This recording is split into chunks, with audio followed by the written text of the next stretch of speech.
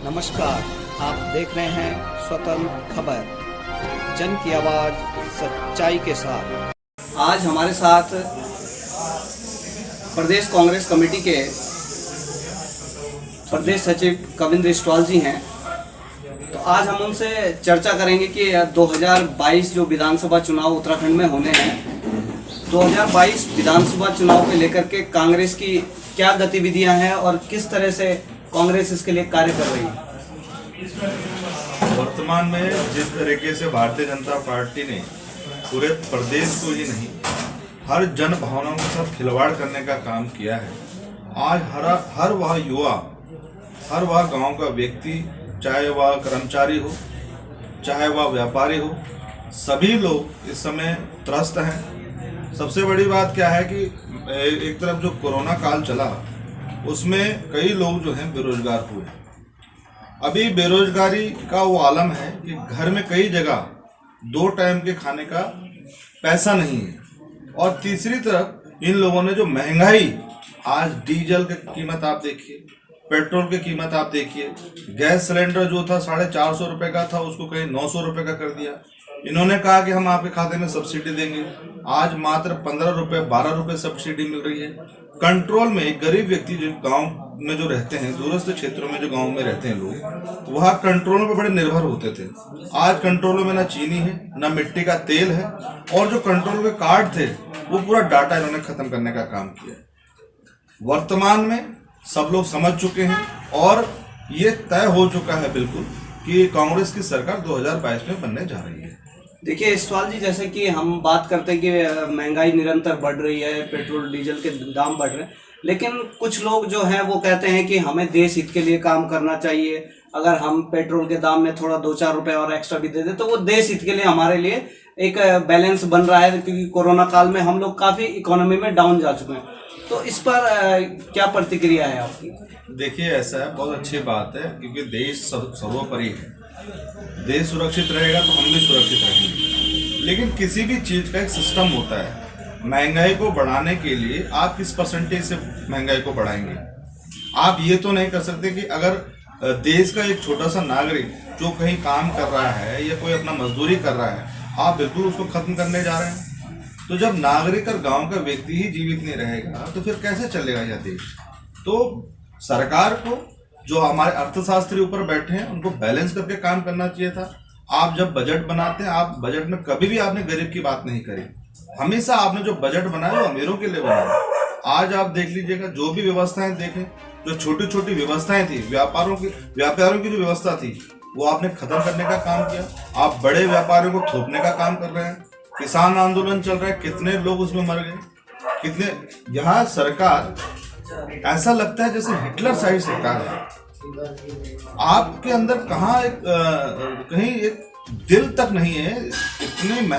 इतने टाइम से किसान आंदोलन में बैठे हैं, तो किसान क्योंकि अन्नदाता है इस देश का, और आप इस तरीके से एक मजाक आपने बनाया, वो बिल थोपने का आपने काम किया। क्या आवश्यकता थी ऐसे बिल बनाने का? किसने इसकी मांग की थी? जब यह परिस्थिति देश की जब नाजुक थी, कम से कम इस दौर को तो निकलने देते, फिर दोबारा कहीं आगे देख लेते। कांग्रेस ने हमेशा, देखिए, जनता की भावनाओं को समझा है, हर आम व्यक्ति की भावनाओं को समझा है। कांग्रेस ने हर व्यक्ति की काम करने की इच्छा को समझा है। कांग्रेस ने कभी गरीबों का हक नहीं मारा, उनके हक देने का काम कांग्रेस ने किया है।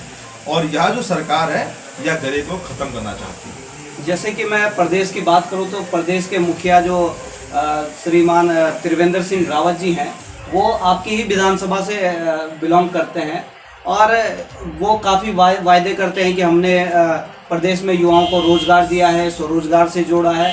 तो इसके ऊपर आपकी क्या प्रतिक्रिया है? नहीं, तो उन्होंने जो वायदे किए थे तो लाइए ना बोलना डाटा का, कितने लोगों को आपने रोजगार दिया? खाली ढकोसलेबाजी इन्होंने की है। ये आडंबर करते हैं, बड़े बड़ी बातें करते हैं, ये तिल का ताड़ बनाना जानते हैं। धरातल पे जो स्थिति है, आप गांव में जाके देखिए, उनके खुद के गांव की जो सड़क बनी, इतना बड़ा घोटाला हुआ, सड़क 15 दिन में खत्म हो गई। हमारे मुखिया जो हैं, सतपुली बाजार से मात्र 5-7 किलोमीटर की दूरी पे उनका गांव है। आज सतपुली बाजार की स्थिति आप देखिए, कूड़े का ढेर लगा हुआ है। आप हमेशा कहते थे हम यहाँ झील बनाने जा रहे हैं, कितनी बार आपके यहाँ कार्यक्रमों में झील की घोषणा करके जाते हैं, कहाँ झील बन रहा है। तो स्थिति खाली ये है कि खोखली राजनीति इन्होंने की है और कहीं ना कहीं अपने व्यक्तियों को लाभ देने का काम ये करते हैं। ये सरकार भाई भतीजे की सरकार चल रही है, यहाँ जनता के बिल्कुल हितों की रक्षा नहीं करती। आप कितना कोस लो, ये इतने निठुर और इतनी कठोर हो चुकी हैं कि इन पे कोई फर्क नहीं पड़ रहा। जैसा कि प्रदेश में अब आम आदमी पार्टी ने अपनी एंट्री कर ली है, तो कुछ सुगबुगाहट जैसे आम आदमी पार्टी ने की है बड़े बड़े लीडरों को लेकर के, वो बोल रही है कि हम संभावित प्रत्याशी बड़े बड़े लीडरों को बीजेपी कांग्रेस से लेकर के उनको मैदान में उतारेंगे और यहाँ पर अपनी सरकार बनाएंगे। तो आम आदमी पार्टी कितना कांग्रेस को कितना नुकसान कर सकती है? ये देखिए, आम आदमी के विषय में क्या कहें, आम आदमी का तो कोई जनाधार है ही नहीं उत्तराखंड के अंदर। क्या योगदान रहा आम आदमी पार्टी का इस उत्तराखंड के लिए? और अगर ये पहाड़ियों के इतने हितैषी होते हैं, दिल्ली के अंदर 70 विधानसभाएं हैं, एक भी व्यक्ति अगर बताइए आप कोई पहाड़ी व्यक्ति हो किसी को टिकट दिया इन्होंने? आज तक कोई पहाड़ का कोई व्यक्ति अगर इन्होंने कहीं विधानसभा का किसी को टिकट दिया हो तो हम मानते हैं पहाड़ के हितैषी हैं। और जो खाली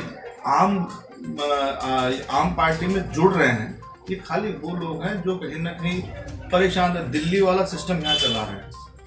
ये हेलीकॉप्टर वाले जो प्रत्याशी यहाँ आएंगे, जनता समझ चुकी है, जो व्यक्ति जमीनी होगा, जो व्यक्ति क्षेत्रीय होगा, उसी को स्वीकार करेगी। खाली आप दिल्ली में अपनी राजनीति नहीं कर पाए, उसके बाद आप यहाँ आके मतलब उत्तराखंड में राजनीति करना चाहते हैं।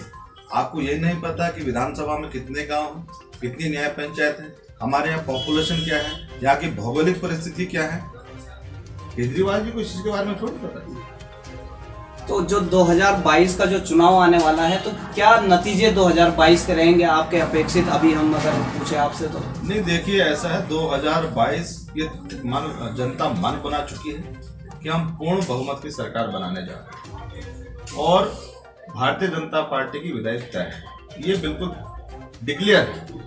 इसमें कोई मतलब दो राय नहीं है, क्योंकि हमेशा जो काम किया है वो कांग्रेस ने ही काम किया है, जन मुद्दों का काम किया है। आज आप देख लीजिए, आज ये कहते हैं 60 सालों में इतना कुछ करके दिया, लेकिन ये जो चीज की है भारतीय जनता पार्टी तो इसको संभाल ही नहीं पाई।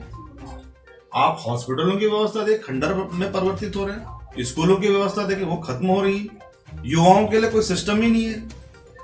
इतनी यूनिवर्सिटीज बनी, IIT कॉलेज बने, एम्स जैसी उपलब्धियां यहाँ दी हैं, और उसके बाद आप कह रहे अरे जो चीजें थी उनको तो संभाल लेते, बड़ी बड़ी घोषणाएं ना करते। तो खाली अब ये हम इनसे पूछना चाहते हैं भारतीय जनता पार्टी के लोगों से कि आप ये बताइए कि आपके 7 सालों में उपलब्धियां क्या हैं? क्या है आपने, क्या सतपुली में दिया, क्या इस पौड़ी गढ़वाल में दिया? कौन सा ऐसा मार्गदर्शन दिया जहां से हमारा युवा सुरक्षित है? आप तो हमेशा डकैती डालने का काम कर रहे हैं। कोई व्यक्ति अपने गरीब व्यक्ति खाते में अगर 1000 रुपए रखता है, आपने तो उसको भी माइनस करने का काम किया। आप मिनिमम बैलेंस 2500 रुपए कर रहे हैं। तो सीधा सीधा अर्थ है, ये खाली खोखली राजनीति करते हैं, इनका कोई अपना जनाधार नहीं। तो ये थे हमारे साथ कांग्रेस के प्रदेश सचिव कविंद्र इस्टवाल जी, जिनका कहना है कि 2022 में कांग्रेस बहुमत के साथ सरकार ला रही है और जो है कि जनता जो है बीजेपी से बिल्कुल त्रस्त हो चुकी है। इनका मानना है कि 2022 में ये भारी बहुमत से कांग्रेस की सरकार को प्रदेश में लाने वाले हैं और काफ़ी वायदे ये लोग बता रहे हैं कि युवाओं के लिए रोजगार और अन्य जो सुविधाएं हैं प्रदेश के हित के लिए जो होनी है, उन सारी चीज़ों को लेकर के ये अपनी पार्टी के बैनर तले कार्य कर रहे हैं और मिशन 2022 के लिए लगे हुए हैं चौबट्टा खाल विधानसभा में। आपको बहुत बहुत शुभकामनाएं और इसी के साथ धन्यवाद।